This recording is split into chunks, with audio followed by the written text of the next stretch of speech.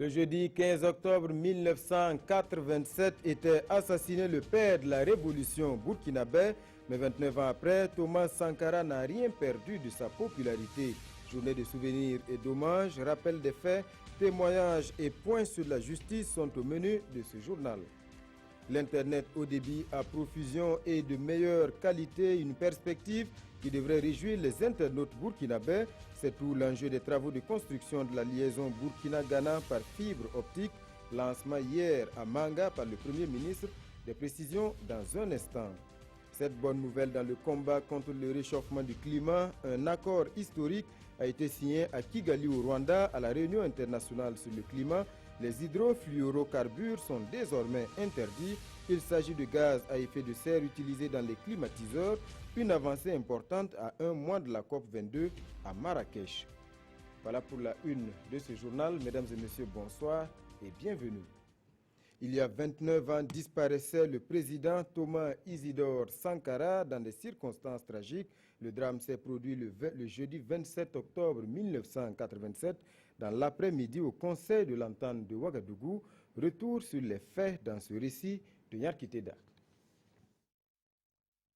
L'Afrique, à nouveau secouée par le démon du coup d'État. La nouvelle a été confirmée ce matin à Ouagadougou. Thomas Sankara, ancien chef d'État du Burkina Faso, l'ancienne Haute-Volta, a été tué hier lors de l'attaque du palais présidentiel. C'était dans l'enceinte de cet endroit, le mythique Conseil de l'Entente, un jeudi 15 octobre 1987, aux environs de 16h30, que le père de la révolution d'août 83 sera sauvagement assassiné. Ce 15 octobre en question, avant la réunion de l'Organisation militaire révolutionnaire OMR, Sankara retrouve, comme tous les jeudis, les membres de son cabinet dans la villa du Conseil de l'Entente qui sert de siège au Conseil national de la Révolution. Ces jours-là, il y avait l'adjudant Christophe Saba, Frédéric Akiemde, Paulin Babou Babouni, Bonaventure Compaoré, Patrice Zagré et Alouna Traoré.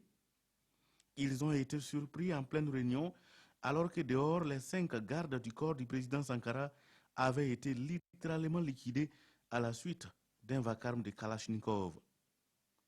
Puis, une nouvelle rafale, le capitaine Thomas Sankara et ses collaborateurs venaient à leur tour d'être froidement abattus, à raconter le seul survivant de la tuerie Alouna Traoré. Au total, 13 corps obstruent l'entrée de la villa le 15 octobre 1987 à 16h45. Du corps du leader de la révolution burkinabé, il ne restait que des débris. Ils seront enterrés à la va-vite dans la nuit du 15 octobre 1987 au cimetière de Dagnoué à Ouagadougou. Sa mort a suscité tristesse et compassion tant au Burkina que partout en Afrique. Pendant ce temps, l'on doute toujours sur les présumés auteurs de ce meurtre, mais tout porte à croire que les assassins seraient les éléments de la garde rapprochés de Blaise Compaoré.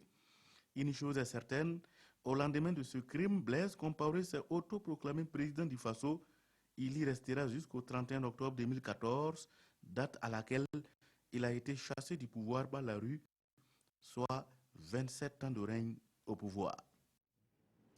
29 ans après son assassinat, le moins que l'on puisse dire, c'est que la popularité de Thomas Isidore Sankara n'a pris aucune ride, bien au contraire. Il demeure encore aujourd'hui un modèle pour la jeune génération qui se plaît à arborer son image. Sankara l'icône, c'est un sujet que nous propose Frédéric Etienne Bassenga.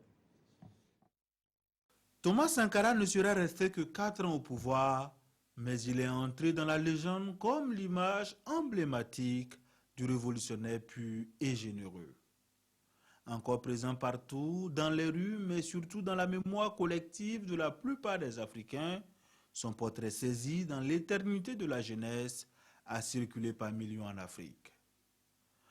Aujourd'hui encore, le capitaine au béret rouge continue d'incarner la figure de la révolte. Mort à 38 ans, Thomas Sankara est le héros d'une tragédie qui a changé sa vie en un fulgurant destin. 29 ans après sa mort, il est plus vivant que jamais. Pour la nouvelle génération, surtout celle africaine, Thomas Sankara évoque la force des convictions, le sens de la justice, la cohésion et l'intransigeance de l'engagement. Sur les réseaux sociaux, certains n'hésitent pas à utiliser son image comme photo de profil. Des artistes célèbres comme Didier Awaditi, Kenja Smoke, Sam Skaluja, pour ne citer que ceux-là, arborent son portrait partout où il preste. Pour la jeunesse africaine, Thomas Sankara est l'icône du panafricanisme, du retour à l'authenticité ou encore de la lutte contre l'impérialisme et le néocolonialisme. Un mémorial a même été lancé à Ouagadougou pour l'immortaliser et surtout maintenir la flamme de ses idées, toujours vivaces dans le cœur de tous ceux qui ont comme idéal l'intégrité et le panafricanisme. Thomas Sankara est dans le cercle restreint des figures de la lutte pour la liberté et l'émancipation des peuples du Sud, comme Che Guevara ou encore Nelson Mandela. Le 15 octobre 1987, sans doute l'une des pages les plus sombres de l'histoire du Burkina Faso, une véritable tragédie, et 29 ans après, la douleur et l'émotion sont encore vives dans le cœur des proches de Thomas Sankara. Kayouré Pascal Ouedraogo est l'un de ses amis d'enfance. Il a bien voulu se confier à l'une de nos équipes. Son témoignage dans ce reportage de Mathias Trabo et Moumouni Soubega. Kayouré Pascal Ouedraogo, c'est celui-là qui se présente comme le mentor du feu le capitaine Thomas Sankara. Ami d'enfance et ancien compagnon du père de la révolution burkinabé, il se souvient encore de ce qui s'est passé le 15 octobre 1987. Je ne savais pas qu'est-ce qui se passait. Quand je suis rentré en ville, j'ai rencontré un petit frère. Il me dit, tu n'es pas au courant. J'ai dit, non, au courant de quoi?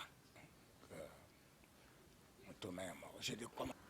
Alors, sur place, j'ai senti mes membres qui me lâchaient. Pour son amitié et sa proximité avec Sankara, Kayouré Pascal Ouedraogo a failli payer de sa vie au lendemain du 15 octobre 1987. Des gens ont décidé qu'il fallait m'arrêter. Le 18, on a commencé à me rechercher. Je me suis caché tant que je pouvais. Tous enfants de corps habillés, Thomas et Kayouré se considèrent comme des frères et ce jusqu'aux années 1980. Et quand on évoque ses souvenirs, son épouse a du mal à retenir ses larmes. Il venait régulièrement chez moi.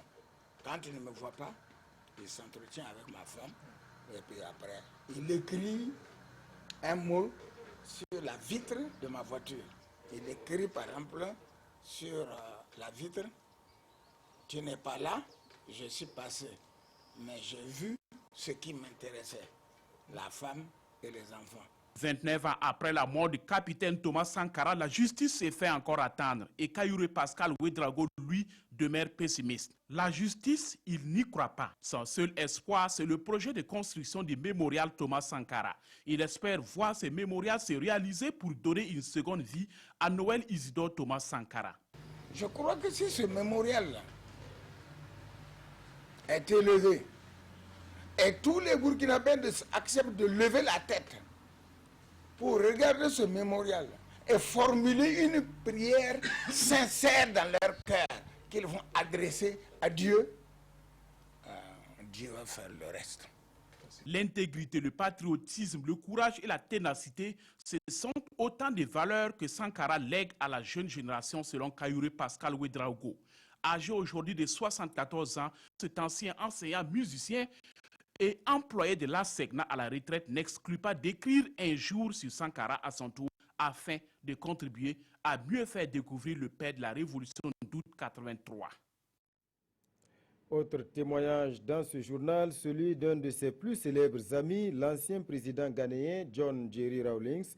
De passage à Ouagadougou, il s'est prêté à nos questions dans un entretien réalisé par Jérémy Sié Koulibaly. Nous vous proposons ici un extrait. Le 15 octobre 1987, l'expérience révolutionnaire retourne au cou. Le capitaine Thomas Sankara est assassiné avec 12 autres de ses compagnons. Est-ce que vous étiez imaginé que la révolution burkinabé pouvait connaître une issue aussi dramatique? Est-ce que vous vous attendiez à cela? C'est vraiment triste.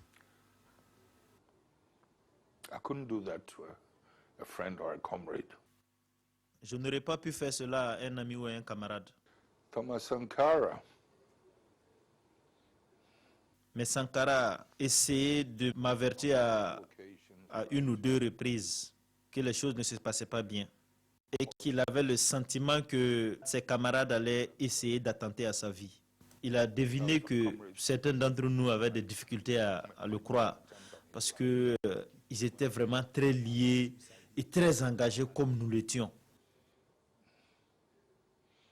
But I guess some of us had difficulties believing it. He was very trusting, too trusting. Il faisait trop confiance. Il faisait beaucoup confiance. On ne fait pas ce genre de choses à ce genre de personnes. It's taken me a long time to even express this. Ça m'a vraiment pris beaucoup de temps pour pouvoir l'exprimer.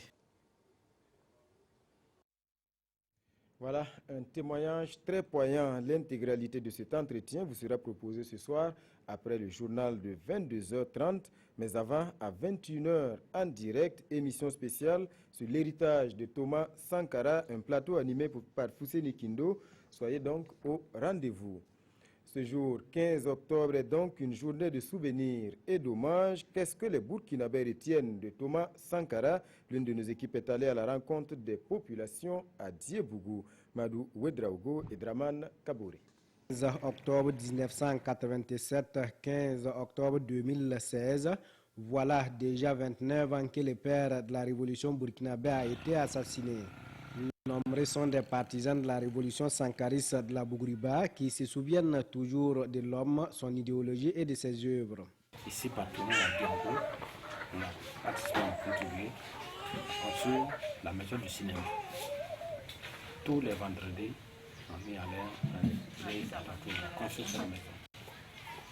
Tout ça, construire sur la cité. On vivait difficilement, il fallait se lever à 2h, 3h pour aller dans des puits, au marigot, dans l'herbe là.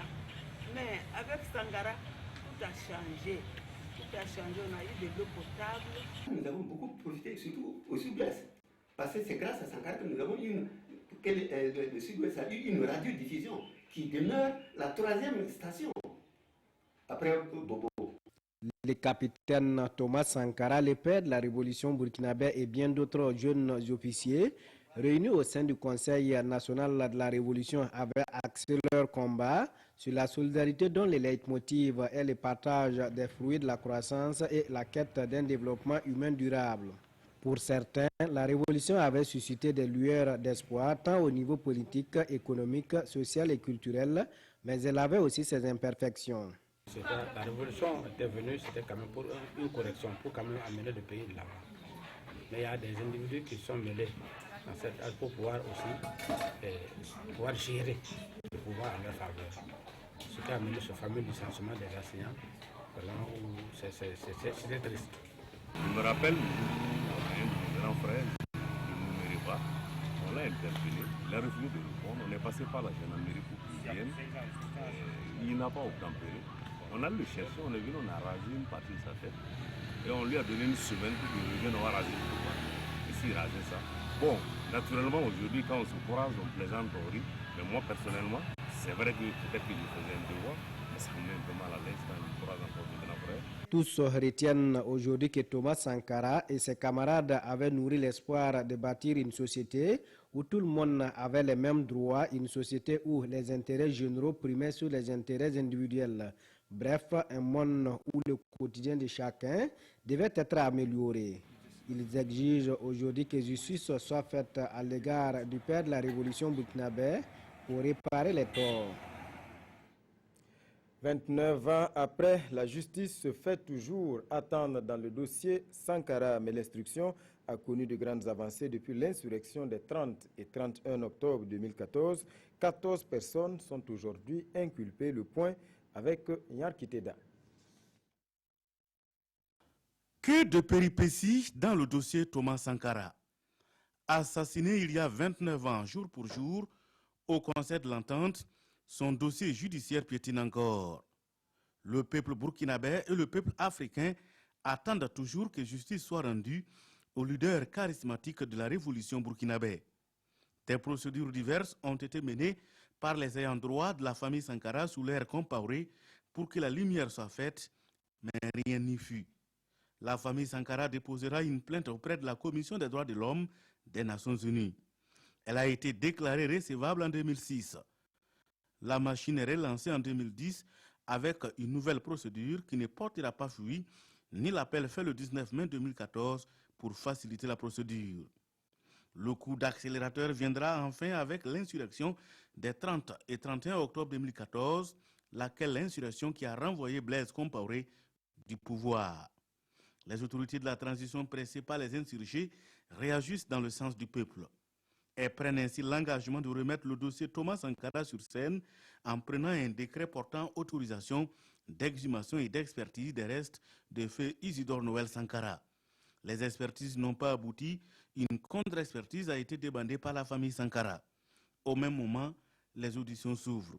Mariam Sankara a été entendue et près de 100 autres témoins, dont Salif Diallo, Valère Somé, Basile Guissou, Arsène Bogné-Sanyé, Abdul Salam Kaboré, pour ne citer que cela. La plainte contre X dans cette affaire est désormais nommée. Blaise Compaoré dit Jubal, Yassine Kafando, Gilbert Diendéré, Alidou Diebré et bien d'autres sont inculpés. Ils sont poursuivis pour différents chefs d'accusation, dont des crimes d'attentat à la sûreté de l'État, d'assassinat, de faux en écriture publique, de recel de cadavres, entre autres. Des mandats d'arrêt internationaux contre Blaise Compaoré et Yassine Kafando ont été lancés et font d'ailleurs l'objet d'une procédure d'extradition selon le tribunal militaire en charge du dossier. Après 22 mois d'instruction, les avocats des ayants droit de Thomas Sankara notent avec satisfaction une avancée significative, même si les résultats de la contre-expertise se font toujours attendre. Selon toujours ces mêmes avocats, une commission rogatoire a été faite à la justice française et d'autres informations relatives au tribunal spécial pour la Sierra Leone dans l'affaire Charles Taylor ont été versées au dossier et espèrent un jour voir le bout du tunnel, c'est-à-dire le jugement. En ce jour anniversaire, même en l'absence du corps exhumé pour les besoins de la procédure, le collectif des sympathisants du capitaine Thomas Sankara s'est retrouvé au cimetière de Dagnoin pour se recueillir. Pas de dépôt de gère, plutôt des inquiétudes et des questionnements où iront les restes du capitaine, vu que des individus ont procédé à des enterrements sur le périmètre de sa tombe et à Caen, un hommage national. Issaka Ouedraogo, Ismaël Diloma, Sirima.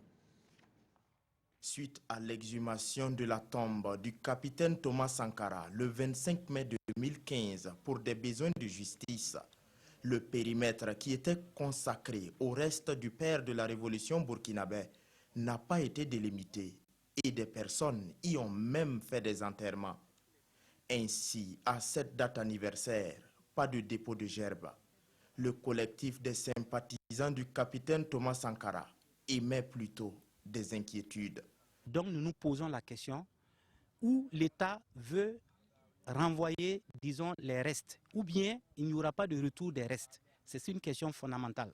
Le cimetière de Dagnoin n'a pas été conservé dans un état qui puisse permettre de réinhumer ou en tout cas le retour des restes du président Thomas Sankara. Le collectif demande également à l'État d'organiser des funérailles nationales pour le président Thomas Sankara et ses camarades. Il sera mis très rapidement, dans les jours à venir, un comité d'organisation pour déjà nous projeter sur 2017. Parce que nous voulons que 2017 soit l'échéance à laquelle l'ensemble des questions que nous avons posées puissent trouver une réponse. Selon le collectif, 2017 doit également être une année où justice sera rendue au capitaine Thomas Sankara afin de permettre une réconciliation entre les fils et filles du pays des hommes intègres. Voilà pour cette large page consacrée au 29e anniversaire de l'assassinat du président Thomas Sankara. Suite de ce journal, avec cette sortie de la Convergence pour la démocratie sociale face à la presse, la CDS a livré aujourd'hui sa lecture de la situation sociopolitique du Burkina. Elle s'est montrée critique sur la gestion actuelle du pays. Jean Zongo, Olopoda. La Convergence pour la démocratie sociale sort de son silence pour porter une analyse critique sur la situation nationale. Une situation caractérisée selon le parti par des grognes sociales, l'insécurité constater des déceptions de plus en plus nombreuses. Chaque jour qui passe, le tissu social s'effrite. De nouvelles rancunes et haines viennent nourrir et amplifier les anciennes. Des questions négligées et étouffées, véritables bombes à retardement telles que les problèmes ethniques, l'immixtion des institutions religieuses et traditionnelles dans la politique, les exclusions multiformes, les autorismes, voire le paradoxe du système judiciaire, les pratiques de prébande et de corruption, la politisation de l'administration, etc. Tout cela met à mal la bonne foi des citoyens et menace la cohésion sociale. Comme solution, la Convergence pour la démocratie sociale appelle à un sursaut pour une réconciliation nationale permettant un nouveau départ au Burkina Faso. S'il y a un sursaut national, qui sait que chacun, plus ou moins, même s'il n'est pas coupable, il est responsable, alors on a une disposition d'esprit pour aller vers une réconciliation nationale. Une disposition d'esprit pour aller aborder les questions de justice et de réparation. Sur la question de la nouvelle constitution en voie d'élaboration, le parti dit rester attentif sur cette démarche qu'elle souhaite voir refléter l'identité et les aspirations des populations. Cette conférence de presse sonne ici comme un réveil du parti qui annonce la convocation d'un congrès extraordinaire pour sa restructuration. Et le retour de certains cadres dans ses rangs, au nombre desquels son premier président Valère Sommet est le signe, selon les conférenciers, de l'engagement de la Convergence pour la démocratie sociale à continuer le combat de l'éveil des consciences sur le terrain du dialogue politique. Je vous le disais en titre, l'Internet haut débit et à profusion, c'est tout l'enjeu des travaux lancés hier à Manga par le Premier ministre. Il s'agit de réaliser la liaison par fibre optique entre Ouagadougou et le Ghana, un projet financé par la Banque mondiale et dont le but est d'améliorer la qualité de la connexion haut débit à l'intérieur du pays et d'offrir un plus grand accès au réseau mondial via câble. Mokhtar Ouedraogo, Sibidi Issa, Lankwande. De cette trancheuse, le Premier ministre Paul Kabatieba creuse les premiers hectomètres de ce qui va constituer dans 6 mois la liaison par fibre optique entre le Burkina Faso et le Ghana. Et c'est donc parti pour la concrétisation du PRICAO-BF, le projet régional des infrastructures de communication de l'Afrique de l'Ouest, composante Burkina Faso. 307 km de fibre optique vont relier Ouagadougou à la frontière ghanéenne, avec une bretelle couvrant Manga et Bagrépol. L'objectif est d'accroître la connectivité internationale du pays, essentiellement par l'accès aux communications au débit d'Internet. Pour le Premier ministre, cela est vital pour notre économie.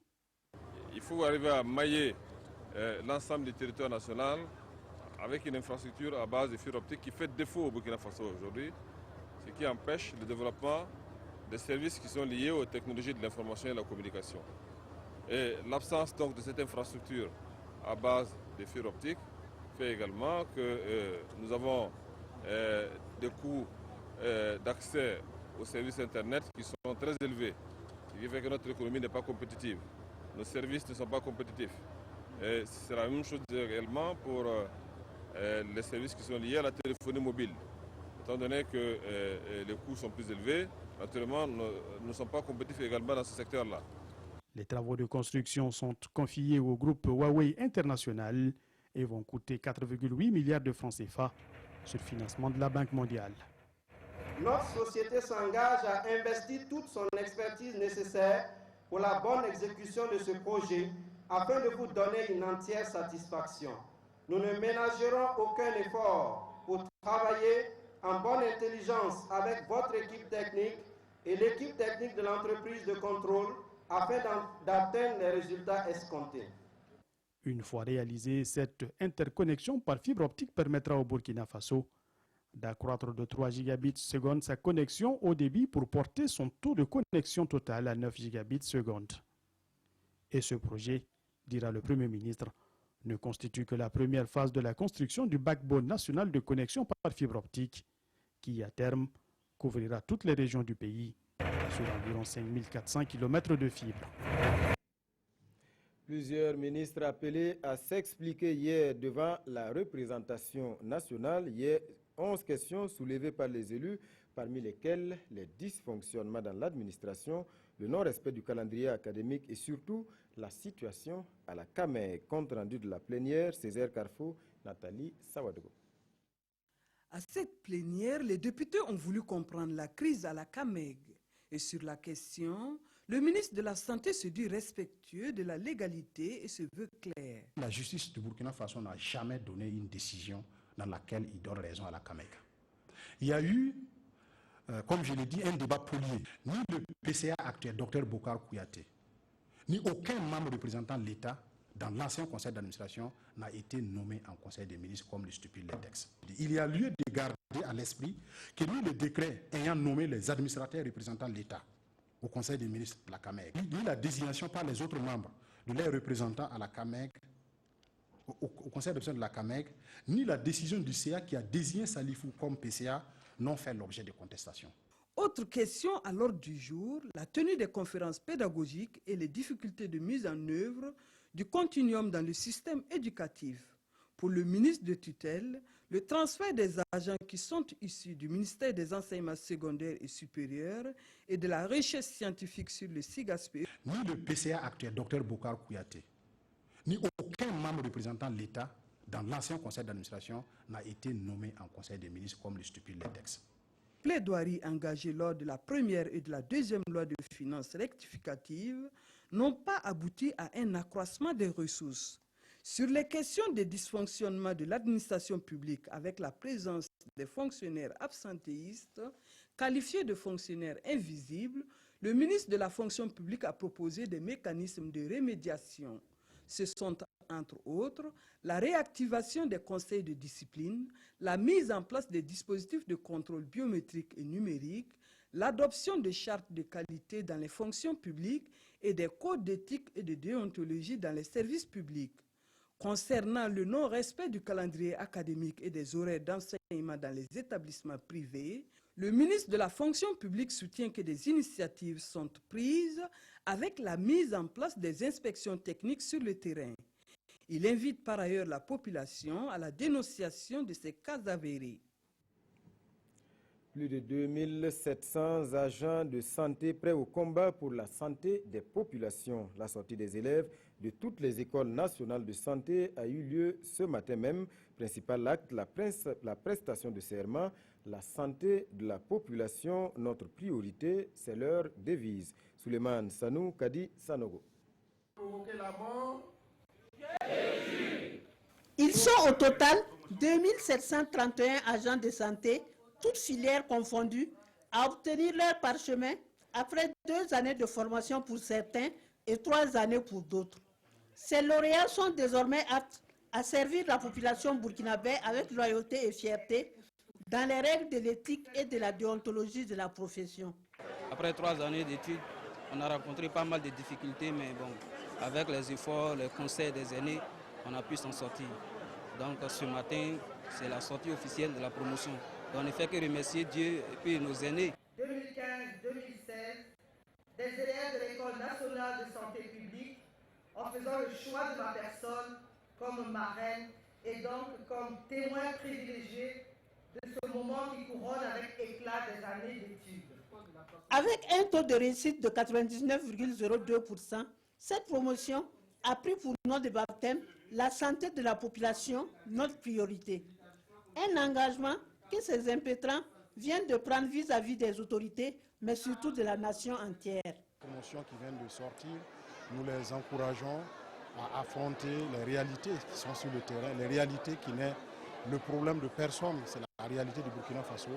Maintenant, nous serons à leur côté pour travailler à ce que les conditions soient de plus en plus améliorées afin qu'ils puissent avoir donc, les éléments nécessaires pour offrir les soins de qualité donc, aux populations. Ces lauréats vont bientôt rejoindre leurs postes respectifs où ils vont côtoyer au quotidien des enfants, des adolescents, des femmes et des hommes à la recherche d'un réconfort. La culture burkinabé sous les feux de la rampe à Tanger au Maroc. Le Burkina est le pays invité d'honneur de la première édition du festival WOMAF, Une exposition a notamment permis aux artistes plasticiens burkinabés de donner à voir leur talent et leur savoir-faire. Reportage de nos envoyés spéciaux Kwale Nebié et Aruna Mari. La culture burkinabé s'expose à Tanger. Nous sommes au Festival des musiques du monde et des arts d'Afrique.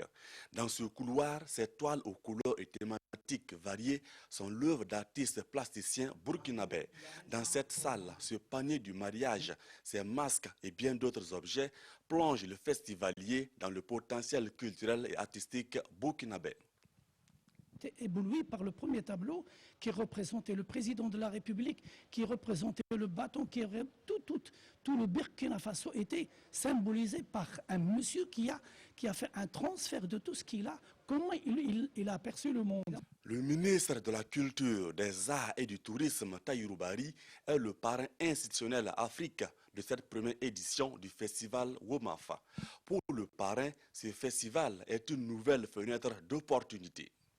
La visite que je viens d'effectuer est une visite qui nous renseigne suffisamment sur la qualité, la richesse et la diversité de notre patrimoine. Outre les expositions, la musique burkinabé est également à l'honneur à travers des concerts prévus dans le cadre du festival. Awa Sissao et Amity Meria se produisent ce soir sur scène à Tanger. Cette bonne nouvelle dans le combat contre le réchauffement du climat pour finir, un accord historique signé à Kigali au Rwanda à la réunion internationale sur le climat. Les hydrofluorocarbures sont désormais interdits. Il s'agit de gaz à effet de serre utilisés dans les climatiseurs, une avancée majeure à un mois de la COP22 à Marrakech. La réunion internationale sur le climat de Kigali valide l'interdiction des hydrofluorocarbures. Les hydrofluorocarbures sont des gaz à effet de serre qui sont notamment utilisés dans les climatiseurs. La décision intervient un an après l'accord de Paris et à un mois de la prochaine conférence annuelle sur le climat qui aura lieu à Marrakech. Nous avons réussi, nous avons obtenu ce que nous étions venus chercher, se réjouit ce responsable d'une ONG canadienne. Après Paris et à un mois de Marrakech, cet accord historique va renforcer le mouvement et nous aurons vraiment une chance de faire face au changement climatique. L'Agence américaine pour la protection de l'environnement parle d'un accord historique. Selon une étude publiée en 2015, l'élimination des hydrofluorocarbures pourrait réduire d'0,5% le réchauffement de la planète d'ici 2100. L'accord de Kigali prévoit que les pays développés réduisent de 10% leur utilisation de ces gaz d'ici 2019. Voilà, mesdames et messieurs, c'est la fin de ce journal. Merci pour votre attention, mais n'oubliez pas, soirée spéciale Sankara. Dans un instant, à 21h, Fousseni Kindou et ses invités vous retrouvent dans une émission plateau intitulée Thomas Sankara, quel héritage, et puis l'intégralité de l'entretien avec